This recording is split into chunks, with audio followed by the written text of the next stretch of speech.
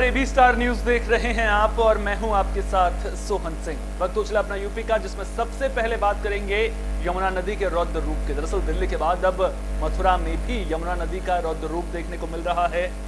मथुरा में Yamuna danger level से 1 metre ऊपर बह रही है, जिसकी वजह से 52 कॉलोनियों में पानी भर गया है। वृंदावन के मंदिरों तक भी यमुना का पानी पहुंच चुका है। एक और लोगों में यमुना के रौद्र रूप को देखकर दहशत देखने को मिल रही है। वहीं दूसरी ओर ब्रजवासी यमुना के स्वरूप को देखकर श्रद्धा से सरोबार भी हैं। कात्यायनी देवी मंदिर के प्रबंधक मोहन शर्मा ने बताया कि यमुना मैया आज चलकर खुद कात्यायनी मां से मिलने 13 साल बाद फिर पहुंची हैं। ये दृश्य हम सभी ब्रजवासियों के लिए बहुत ही अद्भुत है। इससे पहले 1924 और 1978 में भी यमुना मैया और कात्यायनी मां का अद्भुत संगम देखने को मिला था। सबसे पहले तो जो मेरी जानकारी में 1924 में यमुना जी की कृपा हुई थी, उसके बाद में 1978 में हुई, उसके बाद 1992 में हुई और 2010 में हुई। 2010 के बाद 13 साल बाद पुनः यमुना मैया की कृपा हुई है और माँ कात्यायनी के चरण स्पर्श करने के लिए माँ पर आई है। शक्तिपीठों में से प्रमुख स्थान जो है। 51 शक्तिपीठ हैं, ज्ञात 51 शक्तिपीठ हैं, उनमें से एक माँ कात्यायनी शक्तिपीठ है। जो 6 नंबर की माँ है वो श्री माँ कात्यायनी मंदिर है। यहाँ माँ की केश की होती है। अगले साल लोकसभा चुनाव होने हैं, लिहाजा बीजेपी ने तैयारियां तेज कर दी हैं। इसी कड़ी में शाहजहांपुर में बीजेपी ने टिफिन बैठक का आयोजन किया, जिसमें मोदी सरकार की योजनाओं के बारे में चर्चा की गई।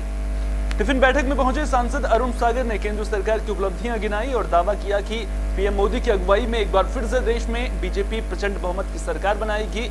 इस मौके पर पूर्व जिला पंचायत अध्यक्ष अजय प्रताप यादव ने अपने बूथ को सबसे मजबूत करने के टिप्स बैठक में आए पार्टी के कार्यकर्ताओं को दिए। उन्होंने कहा कि जब सभी लोग अपना अपना बूथ मजबूत कर लेंगे तो जीत आसान हो जाएगी।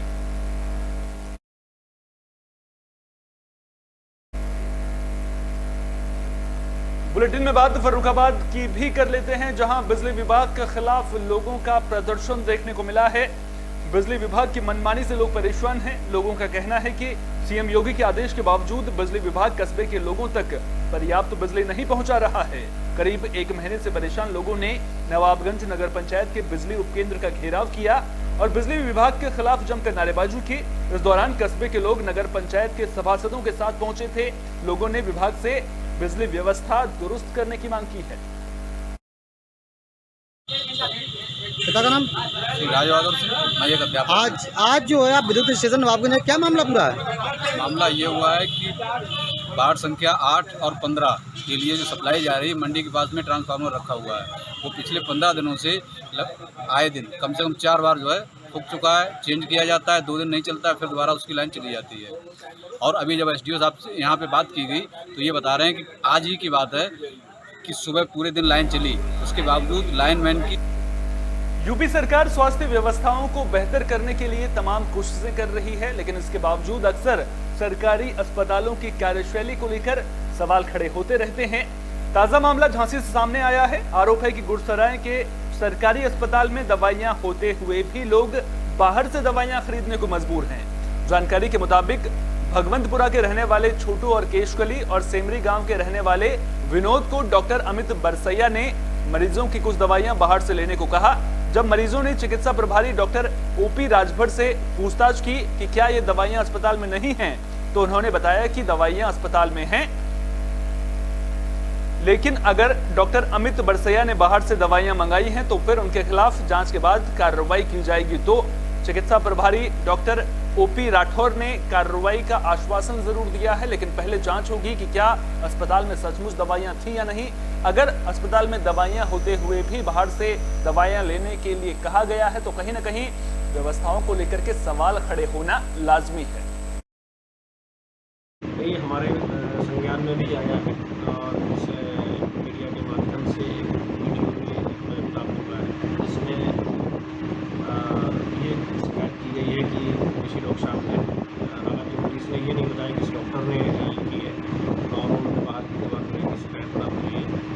और इस सिलसिले में ये है कि हमारे पास सरकार की सभी दवाइयाँ उपलब्ध है, शासन द्वारा प्रत्येक दवा उपलब्ध कराई जा रही है। सभी चिकित्सकों के स्पष्ट निर्देश है जो भी दवा है हमारे अस्पताल में वही लिखी जाए, किसी को भी बाहर को दवा न लिखी जाए।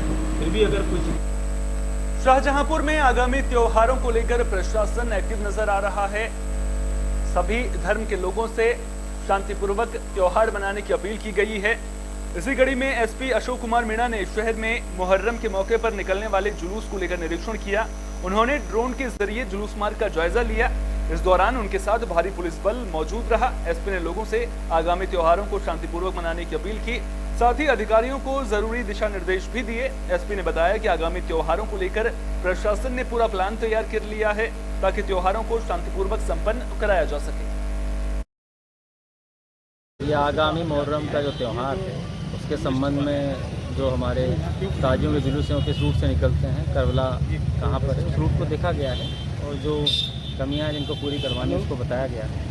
और इसी संबंध में बाकी जितने भी हमारे जनपद के जहाँ जहाँ पे मुहर्रम के जुलूस रहेंगे तो सभी जगह अधिकारीगण उनको देख रहे हैं और जो कमियाँ हैं। और प्रयागराज में दबंगों का कहर देखने को मिला है। आरोप है कि दबंगों ने घर में घुसकर मारपीट की वारदात को अंजाम दिया है।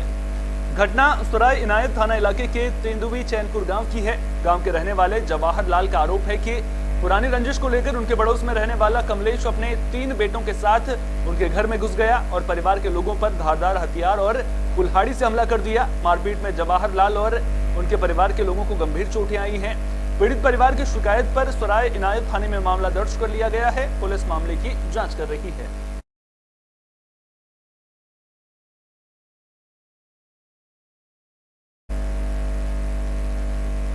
फिरोजाबाद के शिकोहाबाद में 2 दुकानदारों के बीच मामूली बात को लेकर के झगड़ा हो गया था, जिसके बाद एक दुकानदार ने कुछ लड़के बुला लिए और दूसरे दुकानदार की पिटाई शुरू कर दी। मामला मैनपुरी चौराहे का है। झगड़े के दौरान किसी ने गंगानगर के रहने वाले राजीव के पेट में चाकू मार दिया था, जिससे वे गंभीर रूप से घायल हो गए। परिजन राजीव को अस्पताल लेकर पहुंचे, जहां उनका इलाज चल रहा है। पीड़ित ने पड़ोसी दुकानदार पर मारपीट के दौरान चाकू मारने का आरोप लगाया है। दुकान है ये वो भी उर्फ राजीव, इनसे चाहते हैं पड़ोसी दुकान खाली करके ये भाग जाए कैसे भी।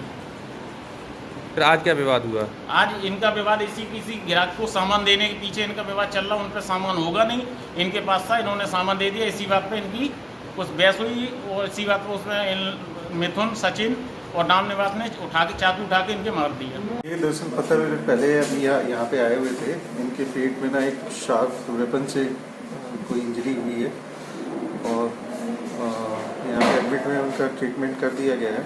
अभी वो ठीक है और उन्होंने बताया है कि वो शायद धीरे उनके ऊपर वार किया है।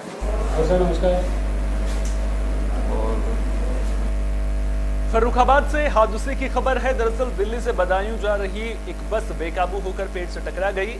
हादसा ड्राइवर को झपकी लगने की वजह से हुआ। राजेपुर के कुतलूपुर गांव के पास हुए इस हादसे में बस में बैठी 10 सवारियों के साथ ड्राइवर और कंडक्टर भी घायल हो गए। सभी घायलों को इलाज के लिए सीएचसी में भर्ती किया गया, जहां से 9 लोगों को जिला अस्पताल लोहिया रेफर कर दिया गया है। देखिए, इसमें जो कुल 10 यात्री थे, उसमें से 5 यात्री घायल हैं, डिस्ट्रिक्ट हॉस्पिटल लोहिया में एडमिट हैं और 2 इसमें ड्राइवर हैं, 1 कंडक्टर है। ये ड्राइवर कंडक्टर दोनों, ये तीनों जो है इंजर्ड, ये भी लोहिया। बुलेटिन के आखिर में बात बागपत की, जहां सड़क सुरक्षा को लेकर प्रशासन मुस्तैद नजर आ रहा है। डीएम और एसपी ने सड़क सुरक्षा पखवाड़े का शुभारंभ किया।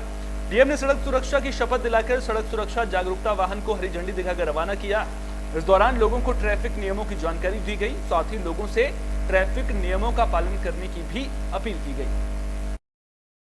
आज सड़क सुरक्षा जो हमारा पखवाड़ा है 17 जुलाई से 31 जुलाई तक जो प्रदेश व्यापी होगा, उसी में एक कार्यक्रम यहाँ बड़ौत में हम लोगों ने हमारे द्वारा पुलिस अधीक्षक के द्वारा हमारे आरटीओ साहब और अन्य सभी टीम द्वारा किया गया है।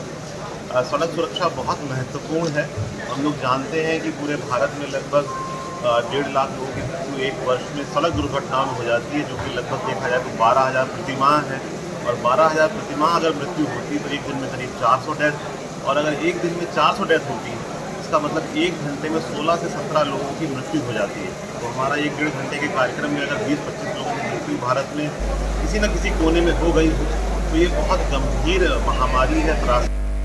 इस बुलेटिन में मेरे साथ इतना ही। देश दुनिया की तमाम अहम खबरों के लिए बने रहिए AB स्टार न्यूज के साथ। फिलहाल दीजिए इजाजत। नमस्कार।